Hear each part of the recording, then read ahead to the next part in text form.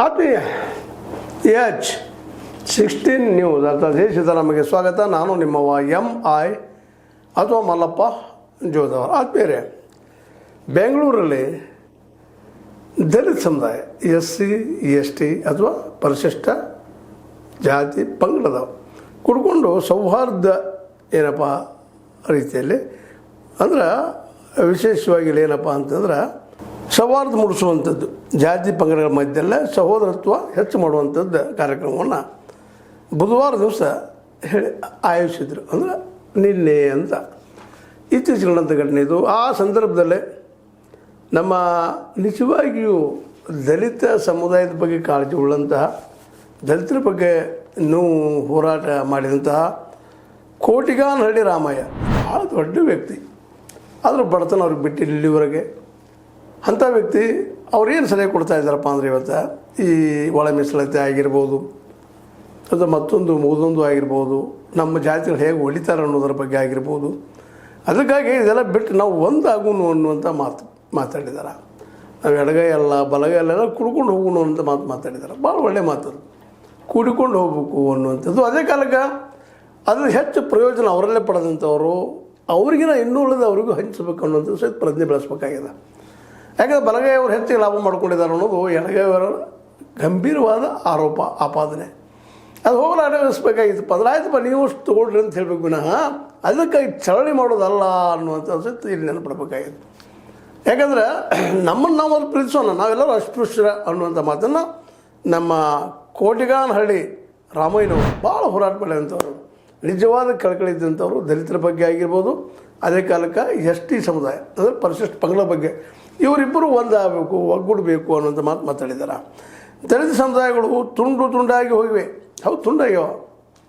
ಎಡಗೈ ಒಂದು ಬಲಗೈ ಒಂದು ಮತದ ಜಾತಿ 101 ಜಾತಿ ಎಲ್ಲ ತುಂಡಾಗಿದ್ದಾವೆ.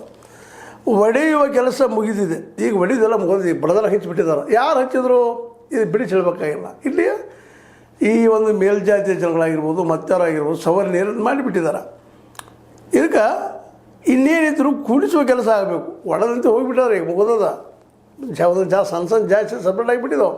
ಅವ್ರು ಒಬ್ಬೊಬ್ಬರು ಹೋರಾಟ ಮಾಡಿದ್ರೆ ಏನೂ ಆಗಲಿಕ್ಕೆ ಸಾಧ್ಯ ಇಲ್ಲ.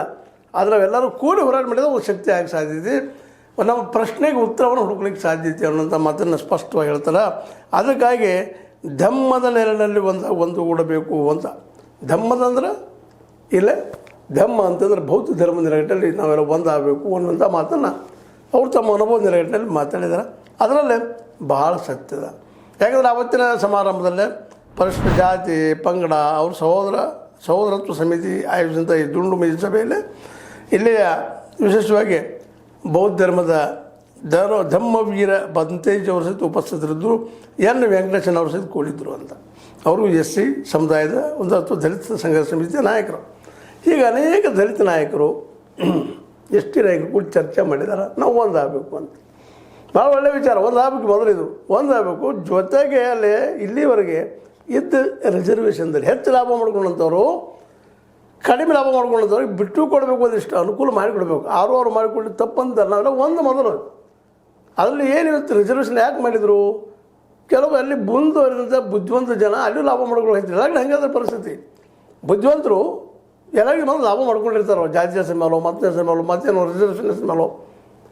ಹಂಗೆ ಇಲ್ಲಿಯೂ ಎಡಗೈ ಬಲಗೈದವ್ರು ಹೆಚ್ಚು ಲಾಭ ಮಾಡ್ಕೊಂಡಾರ. ಅವರ ಸ್ವತಃ ಅದನ್ನು ಪ್ರೀತಿ ಬಿಟ್ಟು ಕೊಡ್ಬೇಕಾಯ್ತು. ತೊಗೊಳ್ರಿ, ನೀವು ಊಟ ಮಾಡ್ರಪ್ಪ, ನಾವು ಉಂಡಿವಿ, ನಮ್ಮ ಒಂದಿಷ್ಟು ಕೊಡ್ರಿ ಅಂತ ಹೋಗ್ಬೇಕು. ಇವತ್ತು ದೊಡ್ಡ ಚಳವಳಿ ಯಾವ ರೀತಿಪ್ಪ ಅಂತಂದ್ರೆ ಏನು ದೊಡ್ಡದೆಲ್ಲ ಇರುವ 17-18% ಅದರ ಮತ್ತು ಜಗಳ, ಅದರ ಯಾರ್ಯಾರ್ದು ಎಷ್ಟೆಷ್ಟೋ ಹೌದು, ಅವ್ರಿಗೆ ಎಷ್ಟು ಜಾತಿ ಅವ್ರಿಗೆ ಮುಟ್ಲಿ, ಅವರು ಮೇಲೆ ಹೇಳಿ ಅನ್ನುವಂಥ ದೊಡ್ಡ ಭಾವವನ್ನು ಸ್ವತಃ ಈ SC ಸಮುದಾಯದವರು ST ಸಮುದಾಯದವ್ರು ಮಾಡೋದಿದ್ದಾಗ ಮೇಲ್ವರ್ಗರು ಯಾಕೆ ಮಾಡ್ತಾರೆ ಇದ್ರ ಬಗ್ಗೆ ಕಾಳಜಿ? ಇವತ್ತು ನಾವು ಈ ಕೋಟಿಗಾನಹಳ್ಳಿ ರಾಮಯ್ಯನಂತವ್ರನ್ನ ಕೇಳಬೇಕಾಗ್ಯದ. ಅದೇ ಕಾಲಕ್ಕೆ ಇಲ್ಲಿ ನಿಮಗೆ ಗೊತ್ತದೆ ಈಗಾಗಲೇ ದೇವರೂರು ಮಹಾದೇವ್ರು ಅಂತವ್ರನ್ನ ಕೇಳಬೇಕಾಗ್ಯದ. ಇವರೆಲ್ಲರೂ ಒಂದು ಒಳ್ಳೆಯ ಹೋರಾಟ ಮಾಡಿದಂಥವ್ರು, ದಲಿತರಿಗೆ ಒಂದು ಮಾನ್ಯತೆ ತಂದುಕೊಟ್ಟಂಥವ್ರು, ಅವ್ರ ರಿಸರ್ವೇಷನ್ ಸಲುವಾಗಿ ಅಷ್ಟೇ ಅಲ್ಲ, ಅವ್ರ ಬದುಕಿನ ಸಲುವಾಗಿ ಹೋರಾಟ ಮಾಡಿದವರು. ಆದರೆ ಇವತ್ತು ದುರಂತ ಏನಾಯಿತು ಅಂದರೆ ಈ ದಲಿತರು BJP ಸೇರಿ, ಕಾಂಗ್ರೆಸ್ ಸೇರಿ, ಮತ್ತೊಂದು ಪಕ್ಷ ಸೇರಿ ಏನಾಗಿಬಿಟ್ಟಿದ್ದಾರಪ್ಪ ಅಂತಂದ್ರೆ ಇವೆಲ್ಲ ಒಡೆದು ಡಿವೈಡ್, ಮತ್ತು ಮೊದಲು ಡಿವೈಡ್, ಆದರೆ ಮತ್ತು ಡಿವೈಡ್. ಇದರಿಂದಾಗಿ ಮೇಲ್ವರ್ಣೀಯ ಜನ ಕಡಿಮೆ ಜನ ಇದ್ದರು. ಅವ್ರಿಗೆ ಆಳುವ ಒಂದು ಶಕ್ತಿ ಕೊಟ್ಟಂಗೆ ಆಗ್ಯದ. ಇವತ್ತು ನೋಡಿರಿ ದಲಿತರು 17% ಇರ್ಬೋದು, ಅವರೊಂದು 7% ಇರ್ಬೋದು, ಎಸ್ ಟಿಗಳು ಎಲ್ಲ ಕೊಟ್ಟರು 27-27% ಒಳಗೆ ಅವರಿಗೆ ರಿಸರ್ವೇಷನ್ ಅದ. ಈ 27% ಜನ ಎಲ್ಲ ಒಂದಾದರೂ ಸಹಿತ ಈ ವ್ಯವಸ್ಥೆನ ಬದಲು ಮಾಡೋಕ್ಕೆ ಸಾಧ್ಯತೆನೋ ಇದನ್ನು ನಾವು ಇವತ್ತು ವಿಚಾರ ಮಾಡಬೇಕಾಗಿದೆ. ನಮ್ಮ ಕೊಟ್ಟಿಗಾನಹಳ್ಳಿ ರಾಮಾಯಣ ಅಂತವರಾಗಿರ್ಬೋದು, ನಮ್ಮ ಅಧಿಕಾರಿಗೆ ಹೇಳಿದ ದೇವನೂರು ಮಾದಿನಂತವರಾಗಿರ್ಬೋದು, ಇನ್ನೂರು ಅವರಷ್ಟೇ ಅಲ್ಲ ಉಳಿದವ್ರ ಸಹಿತ ವಿಚಾರ ಮಾಡಬೇಕಾಗಿದೆ. ಅವ್ರ ಬಗ್ಗೆ ಚಿಂತನೆ ಮಾಡೋ ಜಾತಿ ನೆಲದ ಮೇಲೆ ಅವ್ರನ್ನ ಡಿವೈಡ್ ಮಾಡೋದು ಬೇಡ ಆಗಿದೆ ನಮಗೆ. ಮತ್ತು ನಿಜವಾಗಿಯೂ ಅಂಬೇಡ್ಕರ್ ಅವರು ಇಡೀ ಒಂದು ಎಲ್ಲ ಸಮುದಾಯವನ್ನು ತೊಗೊಂಡು ಹೋಗ್ಬೇಕಪ್ಪ, ಎಲ್ಲರೂ ಸರಿಯಾಗಿ ಹೋರಾಟ ಮಾಡಿದ್ರು. ಇವತ್ತು ತಮ್ಮ ಜಾತಿಗೆ ಇಷ್ಟು ಮಂದಿಗೆ ಅಂತ ಇಲ್ಲ, ಮೊದಲೇ ಜಾತಿ ರೆಫರ್ ಮಾಡಲಿಲ್ಲ ಅವರು. ಯಾರು ಅಸ್ಪೃಶ್ಯರದಾರಲ್ಲ, ಅಸ್ಪೃಶ್ಯರು ಮಾತು ನೆನಪಿಡ್ಕೊಳ್ರಿ ಇದನ್ನು. ಅಸ್ಪೃಶ್ಯ ಮುಟ್ಲಿಕ್ಕೆ ಯಾರು ಯೋಗ್ಯರಿದಾರ, ಯಾರು ಯೋಗ್ಯತೆ ಹೊರಗಿಟ್ಟಿದ್ದೀರಿ ಅವ್ರನ್ನ ನೀವು ಐಡೆಂಟಿಫೈ ಮಾಡಿ ಅವ್ರಿಗೆ ರಿಸರ್ವೇಷನ್ ಕೊಡ್ರಿ ಅಂತ ಹೇಳಿದ್ರು ಅವರು. ಆದರೆ ಜಾತಿ ಹೆಸರಲ್ಲಿ ಮುಂದಿನ ರಾಜಕಾರಣಗಳು ಮಾಡಿ ಇಡೀ ವ್ಯವಸ್ಥೆನ ಎಬ್ಬಿಸ್ಬಿಟ್ರು. ಈಗ ಒಳಗಿನ ಅವರೊಳಗೆ ಜಗಳತ ಇರೋದ್ರಿಂದ ಮೇಲೆ ಅವರು ಆರಾಮ್ ತಮ್ಮ ಅಧಿಕಾರವನ್ನು ಅನುಭವಿಸ ಹೊಂಟಿದ್ದಾರೆ. ಅದಕ್ಕಾಗಿ ಕಾಂಶರಾಮೃತಂಥವರು ಈ ಎಲ್ಲ ಪಿತೃ ಸಮುದಾಯವನ್ನು ತೆಗೆದುಕೊಂಡ ಬಹುಜನ ಸಮಾಜ ಪಕ್ಷವನ್ನು ಕಟ್ಟಿದರು. ಆದರೆ ಅದು ಯಶಸ್ವಿ ಆಗಲಿಲ್ಲ. ಯಾಕಾಗಲಿಲ್ಲ ಅಂದರೆ ಇಲ್ಲಿ ಒಳಗೆ ಹುಟ್ಟಿಸ್ತಾ ಇದ್ದಾರೆ ಇವತ್ತಿಗೂ ಸಹಿತ ಜಾತಿ ನಡೆಕೋದು. ಹೀಗಾಗಿ ಅದು ಇವತ್ತು ಸ್ವತಃ ಅಂಬೇಡ್ಕರ್ ಅವ್ರನ್ನ ಇವತ್ತು ನಿಜವಾಗಿಯೂ ಇಡೀ ಮನುಕುಲದ ನಾಯಕರು. ಆದರೆ ಅವ್ರು ಏನು ಮಾಡಿದರು, SC ST ನಾಯಕರಂದರು, ನಂತರ SC ನಾಯಕರಂದರು. ಕಡೆಗೆ ಅಂದ್ರೆ ಅವ್ರ ಜಾತಿ ಯಾವುದಲ್ಲ ಆ ಜಾತಿ ಅವರು ಆ ನಾಯಕರು ಅಂತ ಹೇಳಿದ್ರು. ಅಂದ್ರೆ ಅವ್ರ ಶಕ್ತಿ ಸಹಿತ ಮುರಿದು ಹೋದ್ರು ಅಂತ. ದೇಶದ ನಾಯಕರಾಗಲಿಲ್ಲ ಅವರು. ಯಾರು ನಾಯಕರಾದಪ್ಪ ಅಂದ್ರೆ SC ST ನಾಯಕರು, ಆನಂತರ SC ನಾಯಕರು, ಆನಂತರ ಇಂಥವ್ರು.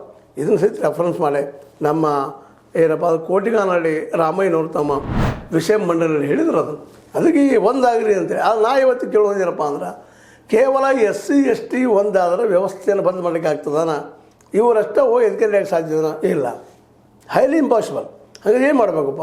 ಅದಕ್ಕೆ ನಮ್ಮ ಮೇಲೆ ಹೇಳೋದು, ಇಲ್ಲಿಯ ರೈತರು, ಇಲ್ಲಿಯ ದುಡಿಯುವ ವರ್ಗ, ಕೃಷಿ ಕೂಲಿಗಳು ಇವರೇ 90% ಆಗ್ತಾರೆ ಎಲ್ಲರೂ. ಅವ್ರವ್ರ ಜಾತಿಗಳನ್ನು ಬಿಟ್ಟು ಇವರು ಒಂದಾಗಿ ವ್ಯವಸ್ಥೆಯನ್ನು ಬದಲು ಮಾಡಲಿಕ್ಕೆ ಹೋದಾಗ ಮಾತ್ರ ಇಲ್ಲಿಯ ಪ್ರಧಾನಿ ಬದಲಾಗ್ತಾನೆ, ಇಲ್ಲಿಯ ರಾಷ್ಟ್ರಪತಿ ಬದಲಾಗ್ತಾರೆ, ಎಲ್ಲರೂ ಬದಲಾಗ್ತಾರೆ. ಇಲ್ಲಾಂದರೆ ದುಡ್ಡಿದ್ದವ್ರು ಮಾತ್ರ MP ಆಗೋದು, ದುಡ್ಡಿದ್ದವ್ರು ಮಾತ್ರ MLC ಆಗೋದು, ದುಡ್ಡಿದ್ದವ್ರು ಮಾತ್ರ MLA ಆಗುವಂಥ ದುಷ್ಟ ವ್ಯವಸ್ಥೆ ಇದೆ. ಮುಂದೆ ಹಿಂಗೆ ಬರೆಯೋದು ಎಲ್ಲಿವರೆಗೂ ಇವರು ಒಗ್ಗಟ್ಟಾಗೋದಿಲ್ಲ. ಕೇವಲ SC ST ಅಲ್ಲ, SC ST ಬಿಟ್ಟು ಉಳಿದವ್ರು ಎಲ್ಲರೂ ಒಂದಾಗಬೇಕು. ಬಿದ್ದ ಸಮುದಾಯ ದುಡ್ದಾಗ ಹೊಟ್ಟೆ ತುಂಬುವಂಥ ಸಮುದಾಯ ಅವ್ರು ಒಂದಾಗೋದು ಯಾವಾಗ? ಅವ್ರು ಎಲ್ಲರೂ ಕೂಡ ಬಂದಾಗ ಆಟೋಮೆಟಿಕ್ 90% ಆದಾಗ ನಿಮಗೆ ಬೇಕಾದಂಗೆ ತಿದ್ದುಪಡಿ ಅಂತ ನಿಮಗೆ ಬೇಕಾಗುವಂಥ ಸಂವಿಧಾನವನ್ನು ರಚನೆ ಮಾಡಿಕೊಂಡು ಸಂವಿಧಾನ ವಿರೋಧಿ ಅಲ್ಲದ ಸಮಾನ ನೆಲಗಟ್ಟಿನಲ್ಲ ಇಲ್ಲಿ ಎಲ್ಲರಿಗೂ ಉದ್ಯೋಗ ಸಿಗುವಂಥ ವ್ಯವಸ್ಥೆ ಮಾಡಿದರೆ ಮಾತ್ರ ಇದು ಸಾಧ್ಯ, ಇಲ್ಲಾಂದ್ರೆ ಇಲ್ಲ. ಇದನ್ನು ಈ ನಮ್ಮ ಕೋಟಿಗಾನಹಳ್ಳಿ ರಾಮಯ್ಯರ ಜೊತೆಗೆ ನಾವು ಈ ಮಾತನ್ನು ಸೇರಿಸ್ತಾ ಇದ್ದೀವಿ. ಬರೀ ಅವರಷ್ಟೇ ಮೊದಲು ಅವರೆಲ್ಲ ಒಂದಾಗಲಿ ತಪ್ಪಂತಲ್ಲ. ಆದರೆ ಅದೇ ಕಾಲಕ್ಕೆ ಅವರಲ್ಲಿಯ ಹೆಚ್ಚು ಲಾಭ ಮಾಡ್ಕೊಂಡಂಥವ್ರು ಯಾವುದೇ ಜಾತಿ ಇಲ್ಲ ಅದರೊಳಗೆ. ಅವ್ರು ಬಿಟ್ಟು ಕೊಟ್ಟೆ ಅವ್ರೊಳಗೆ ಹಂತಿಲ್ಲ ಅದನ್ನು. ಇನ್ನೊಂದು ಜಾತಿ ಹಂಚು ಅಂತ ಹೇಳ್ತಾ ಇಲ್ಲ ನಾವು. ಅದು ಏನು SC ST ಏನು ರಿಸರ್ವೇಷನ್ ಇಲ್ಲ ಅವ್ರೊಳಗೆ ಹಂತಲಿ. ಆದರೆ ಅವ್ರೊಳಗೆ ಮತ್ತು ಬಿದ್ದವ್ರು ಇದ್ದಾರೆ, ಸಿಗಲಾರದವ್ರು ಇದ್ದಾರೆ, ಸರಿಯಾಗಿ ಎಜುಕೇಷನ್ ಆಗಲಾರದಿದ್ದಾರೆ, ನೌಕರಿ ಸಿಗಲಾರದವ್ರು ಇದ್ದಾರೆ. ಅವ್ರಿಗೆ ಅದನ್ನು ಹಂಚಿಕೊಡುವಂಥ ಕೆಲಸ ಅನುಭವಿಸಲು ಬಿಟ್ಟುಕೊಡ್ಬೇಕಾಗಿ. ಇದನ್ನು ಎಲ್ಲಿವರೆಗೆ ನಾವು ಮಾಡೋದಿಲ್ವೋ ಅಲ್ಲಿವರೆಗೆ ಒಂದಾಗಲಿಕ್ಕೆ ಸಾಧ್ಯ ಇಲ್ಲ. ಮತ್ತು ಇನ್ನೊಂದು ಮಾತಿಲ್ಲ, ನಮ್ಮ ಕೋಟಿಗಾನಹಳ್ಳಿ ರಾಮಯ್ಯನಂಥ ಹಿರಿಯರು ನೆನಪಿಡಬೇಕಾಗ್ಯದ. ಕೇವಲ SC ST ಒಂದಾಗೋದ್ರಿಂದ ಈ ವ್ಯವಸ್ಥೆ ಬದಲಾಗೋದಿಲ್ಲ. ನೀವು ನಿರಂತರ ಶೋಷಣೆ ಒಳಗಾಗ್ತಾ ಇದ್ದೀರಿ. ಮತ್ತು ನಿಮ್ಮದಾದಂಥ ಮೀಡಿಯಾ ಮಾಡಿಕೊಂಡು ನೀವು ಪ್ರತಿ ಮನೆಗೂ ಭೇಟಿ ಆಗೋ ಜೊತೆಗೆ ರೈತರ ನಿಮ್ಮಲ್ಲಿ ಒಳಗೊಳಿಸ್ಕೊಂಡು ರೈತರ ಜೊತೆಗೆ ಕೃಷಿ ಕೂಲಿಗಳನ್ನ ಇನ್ನುಳಿದವ್ರು ತೊಗೊಂಡು ಹೋದಾಗ ಮಾತ್ರ, ಜೊತೆಗೆ ಮೈನಾರಿಟಿ ಅಂದರೆ ಅಲ್ಪಸಂಖ್ಯಾತರು ಇವನ್ನೆಲ್ಲ ತೆಗೆದುಕೊಂಡು ಹೋದಾಗ ಮಾತ್ರ ಇಲ್ಲಿ ಬದಲಾವಣೆ ತರಲಿಕ್ಕೆ ಸಾಧ್ಯ ಇಲ್ಲ. ಅಂದ್ರೆ ಸಾಧ್ಯ ಇಲ್ಲ. ಕೋಟಿಗಾನಹಳ್ಳಿ ರಾಮಯ್ಯನವರು ಅಟ್ಲೀಸ್ಟ್ ನೀವು ಒಂದಾಗಿರಪ್ಪ, ಒಂದಾಗಿ ಕೇಳೋಣ, ಹೋರಾಡೋಣ ಅಂತ ಮಟ್ಟಕ್ಕೆ ಬಂದಿದ್ದಾರೆ. ಅದು ಉಳಿದವ್ರು ಯಾಕಂದ್ರೆ ಮಾತು ಕೇಳೋದಿಲ್ಲ. ಸ್ವತಃ SC ST ಒಳಗೆ ಕೇಳೋದ್ರಲ್ಲಿ ಒಳಗೆ ಮಾಡ್ಕೊಳ್ಳಿಕ್ಕೆ ಹತ್ತಿದ್ದಾರೆ. ಮತ್ತು ಅವ್ರು ಎಲ್ಲಿ ಕೇಳ್ತಾರೆ ಅಂತ ಭಾವ ಅವ್ರಲ್ಲಿದ. ಬಟ್ ಅವ್ರು ಕೂಡಲಾರದ ಈ ವ್ಯವಸ್ಥೆ ಯಾವ ಕಾಲಕ್ಕೂ ಬದಲಾಗೋದಿಲ್ಲ. ಅದಕ್ಕೆ ಕಾಂಶರ ಅವ್ರು ಬಹುಜನ ಪಕ್ಷ ಅಂತಿಟ್ರು. ಕಾರಣ ಒಂದು ಇದರಲ್ಲಿ ಕೇವಲ SC ST ಇಬ್ಬರಿಂದ ನಾವು ಏನು ಮಾಡಲಿಕ್ಕೆ ಸಾಧ್ಯ ಇಲ್ಲ. ಉಳಿದವ್ರು ಬಿದ್ದವ್ರನ್ನ ನೋವುಂಡವ್ರನ್ನ ತೊಗೊಂಡು ಹೋದ್ರೆ ನಾವು ಹೊಸ ಸರ್ಕಾರವನ್ನು ರಚನೆ ಮಾಡಲಿಕ್ಕೆ ಸಾಧ್ಯ ಅಂತೇಳಿ ದಿಟ್ಟವಾಗಿ ಕೆಲಸ ಮಾಡಿದರು ಕಾಂಶರಾಮರು. ಅದ್ರ ದಿಶೆಯಲ್ಲಿ ಉತ್ತರ ಪ್ರದೇಶದಲ್ಲಾಯಿತು. ಅದ್ರ ದುರಂತ ಮಾಯಾವತಿ ಅಂತ ನಾಯಕಿ ಅದಕ್ಕೆ ಸಿಕ್ಕ. ಕೇವಲ ಆನೆಗಳನ್ನು ತಯಾರು ಮಾಡೋದು, ಅಂಬೇಡ್ಕರ್ ಮೂರ್ತಿ ತಯಾರು ಮಾಡೋದು, ಅಂಬೇಡ್ಕರ್ ಭವನಗಳು ತಯಾರು ಮಾಡೋದು, ಅಂಬೇಡ್ಕರ್ ಉದ್ಯಾನವನ ತಯಾರು ಮಾಡಿ ನಿಜವಾಗಿಯೂ ನಮಗೆಲ್ಲ ಮಕ್ಕಳಿಗೆ ಅಲ್ಲಿ ಬೇಕಾಗಿದ್ದು ಎಜುಕೇಷನ್, ವೈಜ್ಞಾನಿಕ ಎಜುಕೇಷನ್ ಅದು ಕೊಡದೇ ಹೋದರು ಫ್ರೀಯಾಗೆ. ಹೀಗಾಗಿ ಮಾಯಾವತಿನೂ ಇವತ್ತು ಮೂಲಿ ಗುಂಪಾದರು, ಕಾಂಚನಾಮನ ನಮ್ಮ ನಡಕಿಂದ ಎದ್ದು ಹೋಗಿಬಿಟ್ರು. ಈಗ ನಮ್ಮ ಕೋಟಿಗಾನಹಳ್ಳಿ ರಾಮಯ್ಯನ ಅಂತ ಹಿರಿಯ ಪ್ರಾಮಾಣಿಕರು, ಅದೇ ಕಾಲಕ್ಕೆ ಇನ್ನೊಬ್ಬ ನಮ್ಮ ದೇವನೂರು ಮಹಾದೇವನಂತರು ಕರ್ನಾಟಕದಲ್ಲಿ ಇನ್ನೂ ಅನೇಕರು ಪ್ರಾಮಾಣಿಕರು ಸಾಕಷ್ಟು ಅದಾರ. ಅವರೆಲ್ಲ ಕೂಡ್ಕೊಂಡು ದಲಿತ, ಹಿಂದುಳಿದ ಮತ್ತು ರೈತ, ಮೈನಾರಿಟಿ, ಅಲ್ಪಸಂಖ್ಯಾತರು ಕೂಡುವಂಥ ಒಂದು ದೊಡ್ಡ ನೀಲನಕ್ಷೆಯನ್ನು ತಯಾರು ಮಾಡಿದ್ರೆ ನಿಶ್ಚಿತವಾಗಿ ಈ ದೇಶಕ್ಕೆ ಹೊಸ ವ್ಯವಸ್ಥೆ ಬರಲಿಕ್ಕೆ ಸಾಧ್ಯ ಇದೆ. ಅಲ್ಲಿವರೆಗೆ ಇವ್ರಿಗೆ ಎಲ್ಲಿವರೆಗೆ ಕೂಡುವುದಿಲ್ಲ ಅಲ್ಲಿವರೆಗೆ ನೋ ನ್ಯೂ ಸಿಸ್ಟಮ್, ಹೊಸ ವ್ಯವಸ್ಥೆ ಇಲ್ಲವೇ ಇಲ್ಲ. ಸುಮ್ಮನೆ ಏನೋ ಮಾತಾಡೋದು ಎದ್ದು ಹೋಗುವಂಥದ್ದಾಗ್ತದೆ ಅಂತೇಳಿ ನನಗೆ ಅನಿಸಿದ ಕೆಲವು ಮಾತುಗಳನ್ನ ಮುಂದೆ ಹಂಚ್ಕೊಂಡಿದ್ದೀನಿ. ನಿಮ್ಮ ಲೈಕ್ ಮಾಡಿ, ಶೇರ್ ಮಾಡಿ, ಕಮೆಂಟ್ ಮಾಡೋ ಜೊತೆಗೆ ಸಬ್ಸ್ಕ್ರೈಬ್ ನಿಲ್ಲಿಸ್ಕೊಳ್ಳಿ. H16 ನ್ಯೂಸ್ ಅರ್ಥಾತ್ ಸೀತಾರಾಮ್ ಇದು ಸತ್ಯದ ಕೈಗಳಲ್ಲಿ ವಂದನೆಗಳು.